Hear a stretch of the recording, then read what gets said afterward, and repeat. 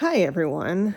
Appropriate timing that just as I was getting ready to hit play or record, I started having a hot flash. So come join me.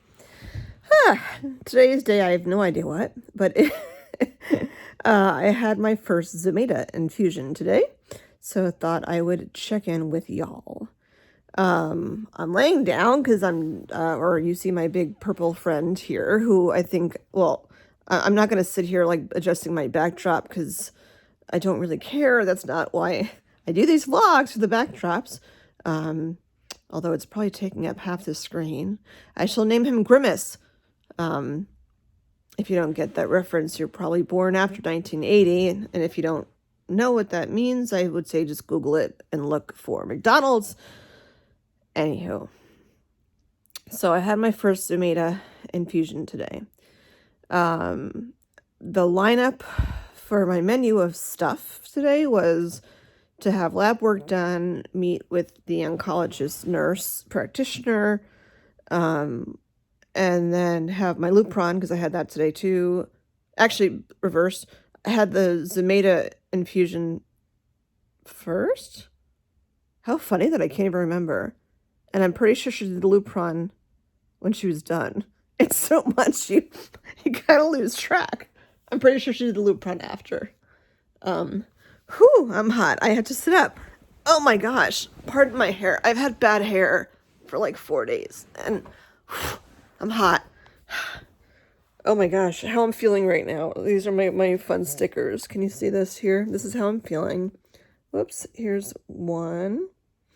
And the other one, how I'm feeling. This is why I love stickers. They express my emotions. This is the other one. Leave me alone. Yeah, everyone was very friendly today. So I just want to check in what the layout was. Labs this morning. So I guess with the Zometa infusions, my hair's so bad. I just don't care. I'm supposed to have labs, I guess, before I have the infusions.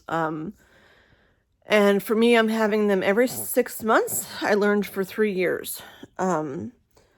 So I asked I actually didn't ask a ton of questions. I shared a lot today. And out of that sharing came answers to questions that I didn't even think I should be or were on my radar to even ask out loud. At this point, I'm in this funky phase, and I as much as I want answers to everything, I'm tired. I'm mentally drained from just learning about stuff like this. I think it's part of why I'm actually enjoying being back at work so much, because it's stuff that I know and I can do, and I don't need to learn anything new, although I do inadvertently. But anyway, so the first thing today was my appointment was first thing in the morning, which means Boston traffic. I wasn't even right in Boston, but had to get up early. I heard that if you drink, make sure that you're super hydrated before going into the infusion, it will decrease your risk, or not risk, decrease the odds of you having side effects from the Zometa. So, but that's hard to do when you're not a morning person, and I got up at 6:30 and I'm trying to rush and get going, and anyway, I had a half a cup of tea, and then what else did I have? Oh, I took a Gatorade for the car. So when they did my blood work this morning, first, my sugar was high, but I said, I don't overanalyze that because my sugar normally isn't high, and it was probably because of the Gatorade that I just downed before I came. Other than that, my labs look fine, which is good news. So that was first, and then, like I said, at least for me, again, this is my journey, I'm not a doctor, blah, blah, blah, disclaimer. I'll have labs and then a talk with the oncology nurse practitioner before I have my Zometas. I don't know if it's just a check-in or whatever it's for. And I wasn't really sure what the purpose actually was, why they were having me see the nurse oncologist. I myself wanted to have more answers as to why am I getting a Zometa in the first place. For me, it's what did I do wrong that you're sending me to the infusion center? Because I don't want to go to the infusion center. And I not only did it, well, I'll get up to that point. Hold that thought. Um, all right, I'm not at the Infusion Center yet. So I had the labs done, go sit and wait, come back. Then I go meet the oncology nurse. And at this point, like, it's funny because I don't even remember anymore, like, half of who I talked to about what, because it all blends together. There's so many different pockets that you're in. And I think part of what came up actually in discussions with the nurse practitioner today was I feel like I have like incompletion about my breast surgery because I don't really get what happened. I mean, overall, I get what happened, but I don't understand really the moving parts as to 4 months out. Why am I feeling what I'm feeling? Like physically, numbness or tingling. I told them I've been in like sensory weirdness. I went through, like she said to me, oh, we have it written down that you're having hot flashes from the Lupron or the tamoxifen, whichever, 601, half dozen the other.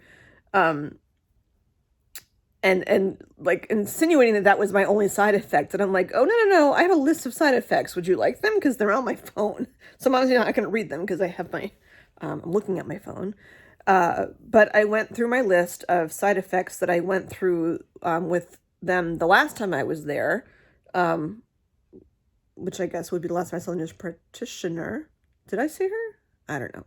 I seriously just can't keep it all straight. So I went through my list of things, and there were a couple of things that I don't have as symptoms anymore, which was nice because that list that I made in November. That was after my second Lupron. This was my third, in case I get my numbers wrong down the road and can't remember anymore. I'm having them monthly for like, I don't even know how long. But anyway, nausea I had on there from November. I'm not really having nausea anymore for the Lupron. Abdominal cramping was not on there from November. I guess maybe it wasn't so bad, but I know I had way more abdominal cramping between my second and this third Lupron injection. But I mean, it's just something to, I feel like it's normal because my ovaries are just not, the Lupron's telling my ovaries to stop doing what they do, and I get why I would be having abdominal cramping. That's not something that's bizarre. I haven't had a period since my second Lupron injection. Well, actually, my last period was right as I was having my first Lupron injection, and then it stopped early, and then I haven't had one since. So clearly the Lupron's doing its job that I'm not having periods anymore. And that, like, the hot flashes, like, that I'm in the throes of menopause, which is what's supposed to happen. And by the way, if you're not a routine person following what's going on with me, the Lupron, yes, does have an impact on the whole cancer thing. There are other reasons why I'm on the Lupron to force me into menopause. It's kind of a combination of a cocktail of things for me in particular. It's not like everyone that has breast cancer has to be on Lupron. That's not how it works. But there are things that affect, women have lots of parts, and as you get older, things start to happen. And then, your ovaries come into play, and your uterus comes into play. And, I mean, there are millions of women out there who have fibroids and stuff, and mine are getting a little out of control. And the Lupron the goal is to have it substantially help with that. So anyway, I'm not focusing so much about the Lupron. I feel like that was a side thing today. Yeah, the hot flashes, which I told her in general, since I started taking the tamoxifen at nighttime, the hot flashes don't really happen overnight anymore. They start, if I get them at nighttime, it's like 5 a.m. or something they start, and then I'm just up because it's like, 5 in the morning. Yesterday, which was weird, I was in the middle of work, and so bizarre. Like, I thought there was something seriously wrong. I'm in the middle of work. I'm not stressed. Like, nothing's going on. I wasn't feeling well. I was having a lot of sensory shit go on again. Like, I feel like there's like an army of ants crawling inside my body. And that's been happening the week before I have my Lupron, which would be the week before the cycle that I'm not having. So I see the pattern and how it works, and it only lasts for a couple of days. but I noticed it the past couple days. And yesterday, it eased up a bit. I was in the middle of work. I was working from home, and my face burned up really fast, which is how the hot flashes start. But then all of a sudden, everything just went like pop, like white. It was almost like lightning, like psh, not a migraine. I didn't have a headache, none of that. It was just like very like white. And I thought I was having a stroke or something. It freaked the shit out of me. And it was like a blink of a second. I went over, I grabbed water and started drinking water. And then it was gone, like nothing ever happened. And I'm like, what was that? And apparently that's part of what happens with some people for hot flashes. And I'm like, that's fucking scary shit, man. Like you're just sitting there and all of a sudden, like, it's like everything's just like white. It's crazy. People joke about hot flashes, you know, present company included, but like to have that happen, it's scary. Like you think that something seriously wrong is happening, but apparently it's normal. Anyway, it's noted on my chart, whatever. Other things. Oh my God, weight gain. I weighed in yesterday at my bone density test, so I know what the scale said. I was 5 pounds more than that this morning. I don't think I've gained 5 pounds overnight, but obviously, like, there's a weight gain aspect of tamoxifen. Like, normally I have makeup on and my hair's not super bad today, but like, I see it, I always gain weight in my face. Like, people look at my legs and they're like, oh, you look thin. But you see my face and like, I have all this stuff here and that's just where I carry my weight and in my belly. But like, I'm not super concerned about that right now. The nurse practitioner was telling me, oh, you should go out and exercise. And I'm like, sister, man, like I am exercising more than I have even before I had cancer. Because I want things to, you know, be as functional as I can and to have my body heal as much as I can. And I know exercise is going to help that. I'm not doing it because of weight loss. I'm doing it to, you know, to have my body be strong. And I told her I'm walking like 1.5 miles, I don't know, 5 times a week or something. And then I have PT and, you know, I think I am doing plenty for exercise. It's just that I'm not losing any weight. I also am not like staying away from cookies or cake. It was my birthday, you know, so I obviously had sweets and that's not helping. But like for me to be concerned about like weight loss right now is not on my radar. Like I see those numbers and I'm like, holy crap. But I'm not stressing about it because like, it's just not, I just have more elastic pants. It's, it's not like on my radar. I'm not going to like balloon up to whatever. If I hit 200 pounds, oh my God, I will freak the fuck out. But that's not part of my plan. So, and I think they'd be kind of concerned if that was the case too. Okay. So, I'm trying to think of what was on the rest of the stuff on my list. I can't, oh, headaches. I'm not really having headaches anymore. And the coffee that I've been having, like nutrition-wise, which has been helping my stomach and stuff, because the constipation was a huge issue after surgery, not at all anymore. But I'm not even having caffeinated coffee anymore because I noticed that my blood pressure was going up. When I was there, my blood pressure was, one of the numbers was slightly elevated, but not really at all, which was nice because I thought if anything, I'd be stressed out going there, going for an infusion in the infusion center, which is not someplace that I want to be. And other side effects, I don't know, I can't remember them all right now, but I've talked about them in other vlogs. But I told her, you know, what those things all were and, you know, what my concerns were. And you know, where I am with, you know, I told her I don't think I'm like clinically depressed or anything. It's just like this is the stage that I'm at right now. But what I did tell her was, you know, there's so many different pockets of where you are post-surgery. And it's like, I don't know when something pops up, like, who do you call? Ghostbusters. Yeah, like, who do you call? In the beginning, it was like the nurse navigator. If there was anything that popped up, you call Janet. And now it's like it's not just one person. I mean, yeah, Janet's still there. I haven't talked to her in eons, but there's oncology, there's plastics, there's your physical therapist, there's your regular internist for things like high blood pressure. You know, there's several different people to reach out to for different things. So there's my gynecologist. There, you know, there's just all these different pockets that and when you're overwhelmed with all this stuff, I'm like, I don't really know who the right person is that I'm supposed to be reaching out to, whatever. There's a kid screaming. And I told her that it seems like, it was funny. I saw the social worker, the cancer center social worker. I saw her like in real life today. She was leaving the cancer center, and I've never seen her in real life. I've only ever seen her on Zooms, like Welcome to Pandemic, which was so weird.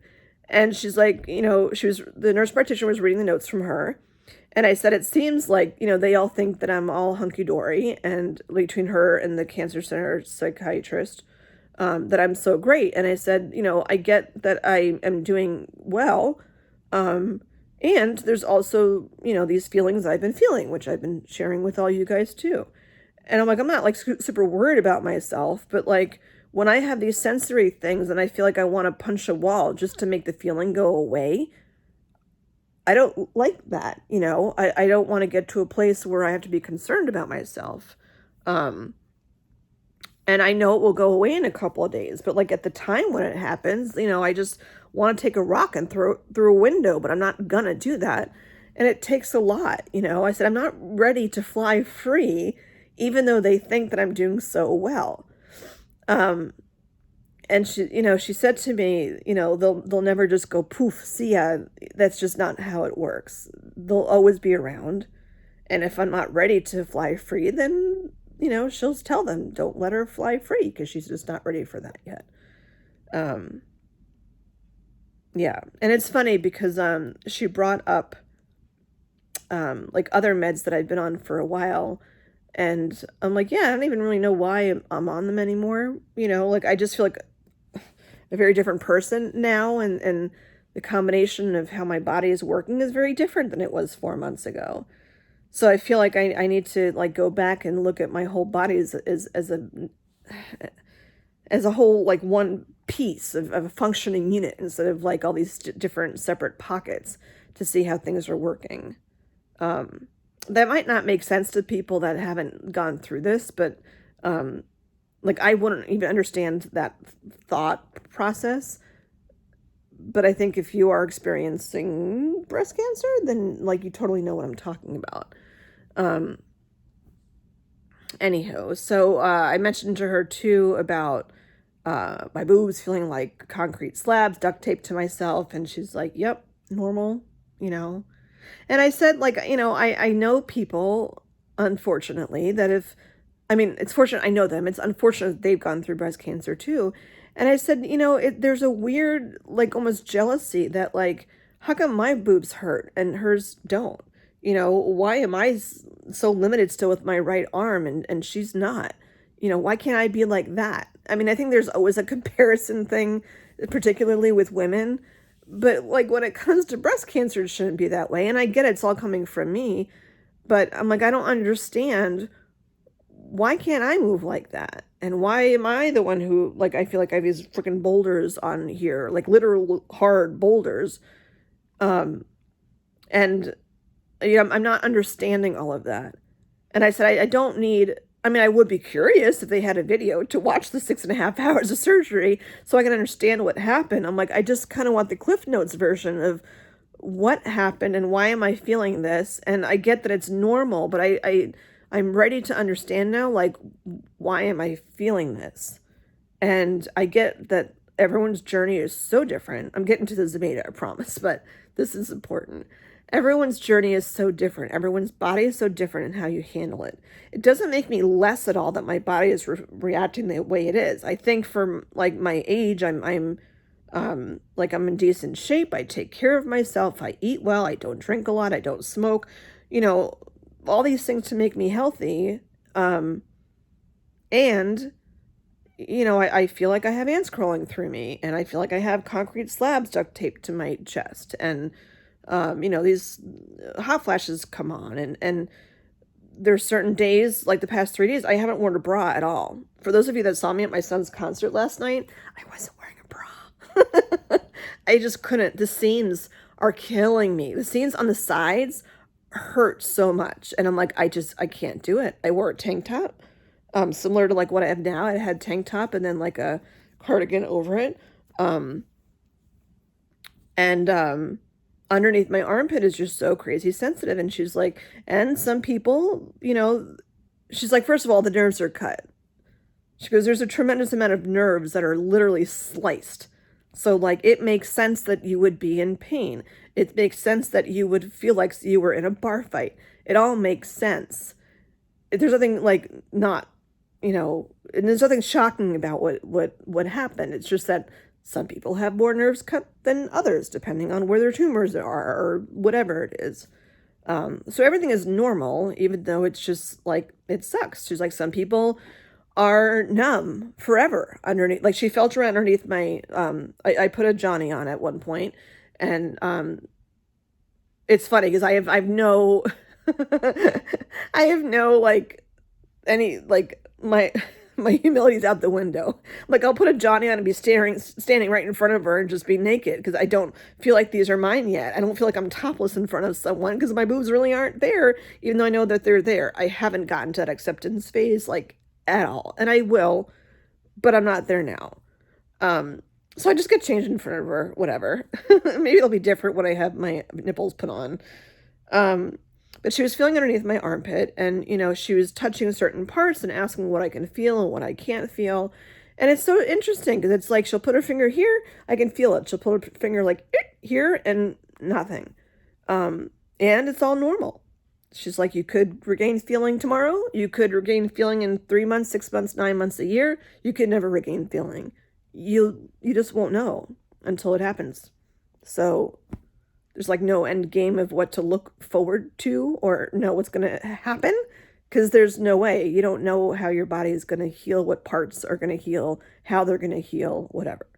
Just keep doing what you're doing and, just get that you're learning that this is your body, and you can't even try to figure it out, because how I'm feeling now, like, I don't know what I'll be able to feel tomorrow.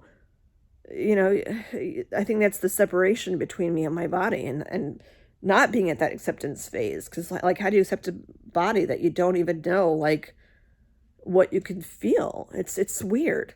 The numbness is weird.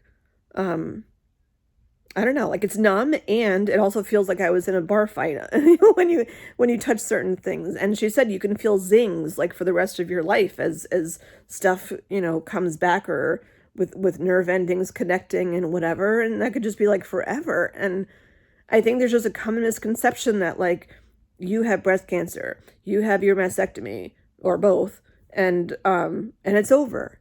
And it's so not over. I didn't know you were on meds for 5 years, 10 years. I didn't know people go on Lupron. I didn't know about the Zomeda.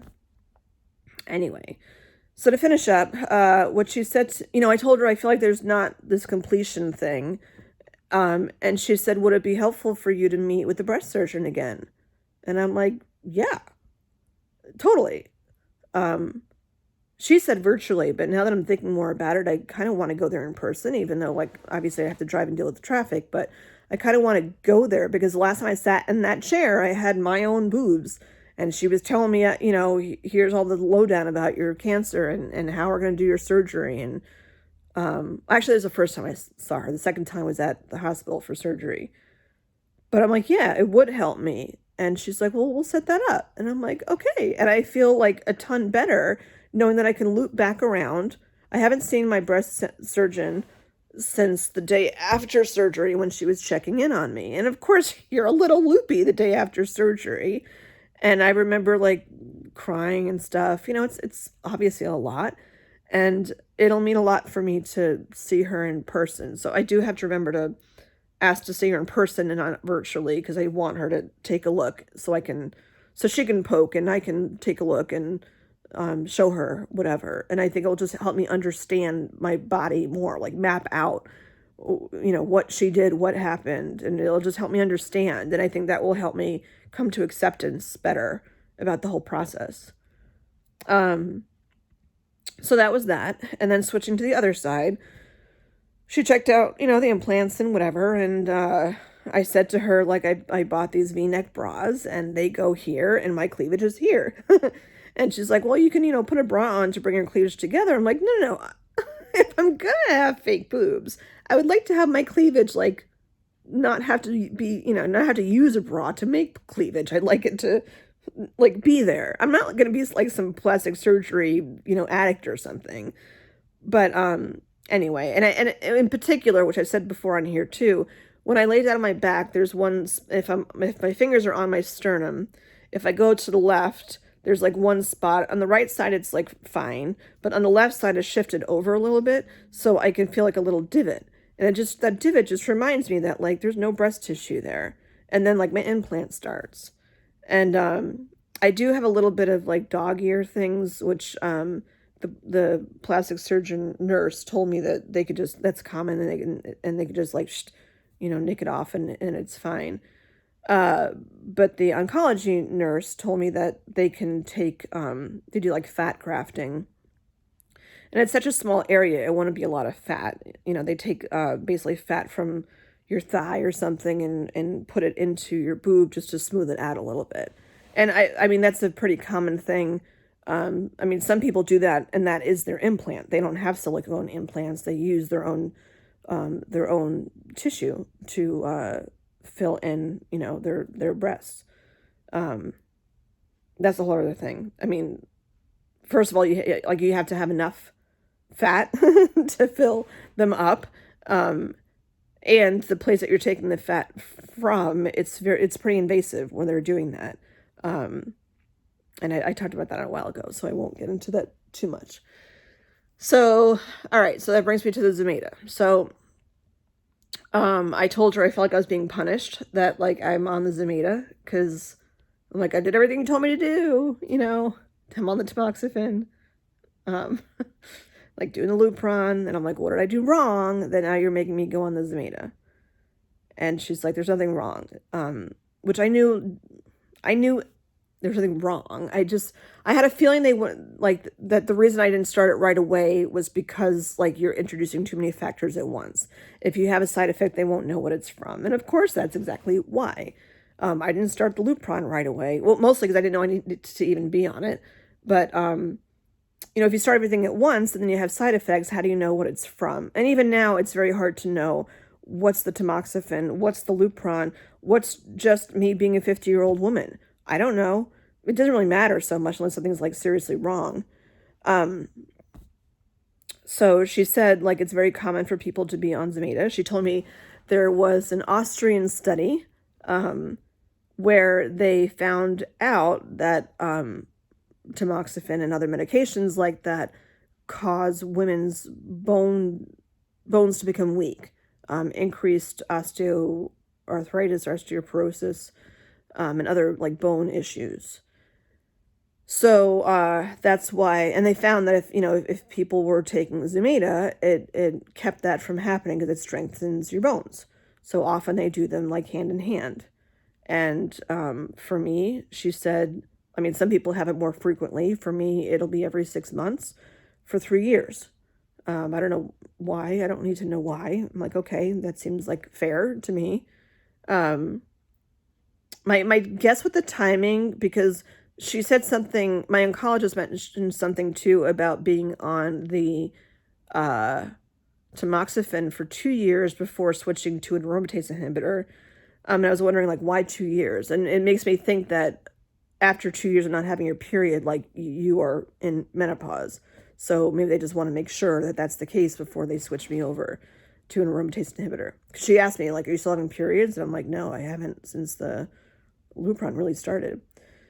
So it was interesting hearing about the history of where Zometa came from and what the study was and what it showed and what it's for. And I'm trying to focus on the mind over matter thing, that these things are here to help me. They're not here as punishment.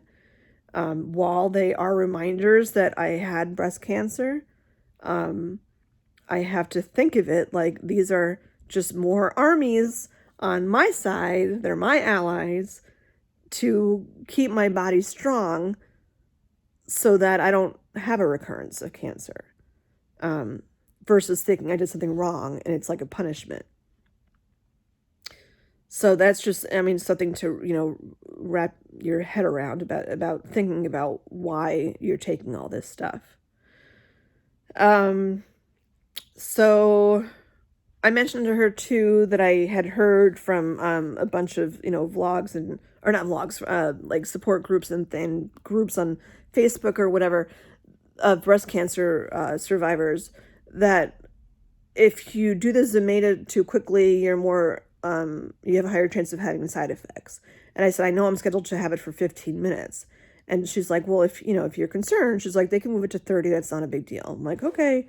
Anyway, so I think that was pretty much it with her.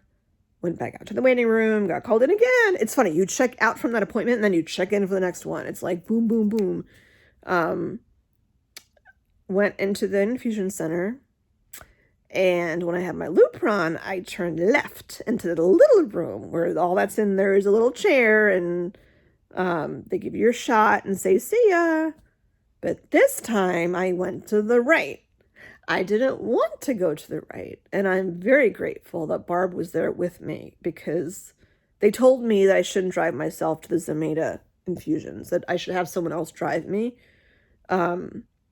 And I was like I wanted to be on my own when I saw the nurse practitioner. But I'm like, if I'm gonna sit in those chemo chairs, I'm like, I do not want to sit there alone. Not for the first one, at least. Like, I don't. That'll just make it weird, like worse for me. I'll be more stressed out. I need to know that I'm not on my own with this. Yeah, so I'm very grateful that she came with me, and I went in and sat in the chair that and I look around, and there's like people around me, behind me, that are there for chemo, and they have their blankets on, and it looks like they're sleeping, because you just sit there, whatever. But it's just tough. It's like the waiting room on the way out was so full, and it's just so crazy. Like, all these people have cancer. It's crazy. It just floors me. Especially with the pandemic, it's like you can come up with a vaccine for this like virus that is affecting the entire world at alarming rates. And I'm like, why is cancer still such a thing? But that's a whole other story. I didn't like being there. I was distracted because the tech, or whoever her title is, had a lot of tattoos on her arms. So I'm distracted. I'm looking at all her tattoos. So, they do the, oh, my bone density scan came back fine, by the way. My bones were fine. She set me up, whatever, and sat me in the comfy chair, which apparently is heated. And at the time, like, right as she was starting, but even before she put the needle in, I started having a hot flash. And I'm like, I don't want a heated seat. She's like, we can give you a blanket. And I'm like, I don't want a blanket for heat. I said, I want a blanket for heaviness, because the sensory stuff is there still slightly. And I just kind of wanted it there as a comfort thing, just in case. So she brought the blanket over. I'm very familiar with the hospital blankets at this point. And the consistency of those blankets, like the texture is pretty rough, but I like that it's rough, because when you're having sensory stuff, it's nice to like just grab and curl into kind of a ball and just like, hold on to tightly. But not heated, because I was having a hot flash when the whole thing started. The chair is like the kind that you have when you get a pedicure done. You can choose from different massage things, whatever. You're like, as the thing is going. It's very subtle. And then you can have it heated if you want to, which clearly I didn't want to have happen, because I was hot flashing as it was. And when I told her about the moving from 15 minutes to a half an hour, I said, I'm glad that you can do that. I'm like, my son's coming from college tomorrow. I want to make sure I'm not down for the count for a couple of days. And she's like, if you want, she's like, we can go out, and do it over an hour if you want, because it's your first time. And I'm like, okay. Like, as long as it's okay with Barb, I'm like, okay. Like, I'm fine sitting here for an hour. I'd rather do an hour and do it slow and then like 15 minutes and rush and go home and then have side effects. In the grand scheme of things, other than being tired, I'm not having, knock on wood, symptoms. Just, tired and the hot flashes. So I just sat there and talked. They put an IV in my hand. I just took the thing off a little while ago. They have like all these different bandages, and they're like, which one would you like? And the one I used for lab work had pink hearts on it. And then they gave me this one, which I was looking at this way and I'm like, is it a mermaid? Like, what the heck is that? But then when I turned sideways, apparently it's a truck. Anyway. So, oh, and I guess I have a bandage on my arm from the Lupron, which I didn't even think about. But I had it all done on my left arm. My right arm is still not great, just movement-wise, so I didn't want to add anything to that. So, yeah, my left arm was a bit poked and prodded today, but the Lupron just, it's like a flu shot. It burns when you first, not burns, but like it hurts when you first put it in because it goes into your muscle. And then I've just been, not even moving my arm a lot because I've been really, really tired since I got home. Yeah, so I was there for the hour and just, chit-chatted, and at one point just started getting really tired towards the end. I started falling asleep. It could have been just from the chair. I have no idea. Yeah, that's where I am now. It's getting close to dinner time. It gets dark so early now.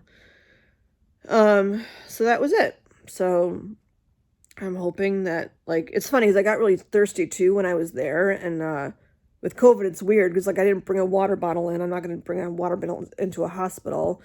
But I said to her, like, I'm super thirsty now because I know I was supposed to be more hydrated than I probably am. And she just gave me water while I was there. So I just pull my mask down and take a sip and then put my mask back up again. It'll be nice when people are following directions for this whole COVID thing and working together so that we can all get healthy and, eventually not wear a mask because we won't need to anymore. But for now, I wish more people would wear masks so the whole COVID thing can just be friggin' done and we can move along.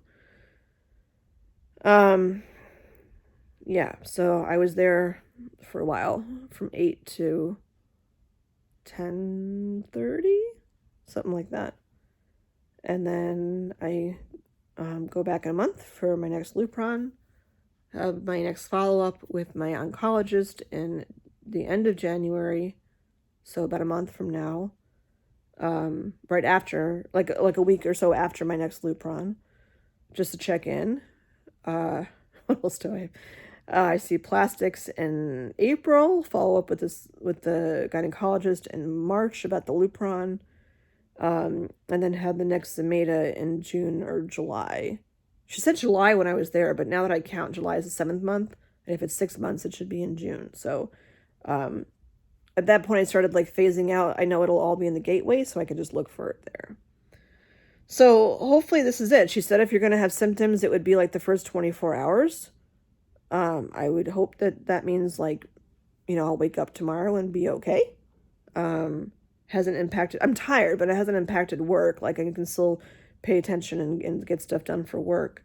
But I'm honoring my body too, that I'm not, like, overdoing. When I came home, I just, like, laid down and watched this Judd Apatow movie, which was pretty funny. I can't remember the name. Paul Rudd and Jennifer Aniston were in it. But it was distracting and funny. Yeah, so I think that's pretty much it for the day. So that's where I am now. I own up to not, probably because of my arms. Like, I haven't been, my hair just looks like crap. And, and I don't care. I really don't care. I've worn no makeup. Well, I put mascara on this morning. I don't know why. But I wore absolutely no makeup yesterday. I went out to a concert yesterday to see my son, and I wore not an ounce of makeup. I've never done that before. It's crazy. Yeah, but I think that's it with the Zomeda. I'm, like, looking around if I'm forgetting something. Yeah, she just said, like, I would have flu-like symptoms. She said, within 24 hours. She said if you, have a high fever or a fever, just take Tylenol or Motrin. And then she said rarely, a very small percent of people that she's given Zometa to have had, like, a stomach bug, like nausea, diarrhea, all that fun stuff. So she's like, just a heads up that could happen. Of course, as I think about it, like, I started getting all, like, acidy in here. So when I came home, like, I had, like, grilled cheese. I had a lot of bread, like, things you would eat if your stomach was bothering you, even though my stomach's not bothering me at all. So hopefully I won't have those things, but I just wanted to check in with you because today's Zometa 1. O-N-E, not W-O-N. And you know what's interesting too, which like I want to mention too, because the mind over body thing and that whole connection is just so key with this whole process, with a lot of stuff. I have been meditating more. I didn't this morning because I was in a rush to get out of the apartment. But while I was watching the bag, like people were talking, but I got tired and kind of zoned out. And I looked up at the bag and you see like the drip of the IV going in. And as I'm looking at the drops, I'm trying, like I was thinking to myself, those drops are here to help me. Like I'm not here in this room out of punishment, even though no one wants to be in the infusion center. But I'm looking at the drops, like those, every time a drop went down, I'm like, those drops are here to help me. Those drops are here to help me. They're to keep my body strong. And she said too, like, you know, in some bizarre case, if the cancer comes back, being on the Zometa will also cause the cancer not to be in my bones, which is huge. So I totally get why it's important for me to be on this. And it's just, you know, a mind over matter thing. All those drops, like those things are here to help me. Those things are here to help me. So I'm doing a lot of conscious work to be, you know, glass half full, respectful of my body. If I'm tired, like I just need to lay down. I have Tex here. Tex is here. I have Tex squashed up, supporting my boobs. My foobs. Yeah, so like it's, you know, nurturing myself, giving myself what I need, having a grilled cheese, even though I know it's high in salt, but I kind of just wanted a grilled cheese. And I asked my son if he could make me some chamomile tea before he left today. So that's going to be sitting there waiting for me as soon as I hit stop.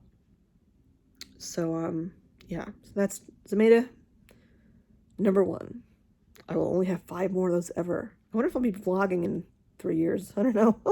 We shall see. Who knows? All right, that's my chicken for today. I ask for your well wishes and prayers that I don't have any more side effects from this and I can just go on my merry way and enjoy my son coming home from college tomorrow. And enjoy the holidays with no drama from all this garbage. Yeah. All right. So I will see you guys next time. I don't know when I'll vlog again. I can't even think of what's important coming up besides Christmas. So if I think I said this before too, but if I don't vlog before the holidays come up, then for all of you that are watching in real time, I wish you the happiest of holiday seasons, health and happiness and all good things in 2022.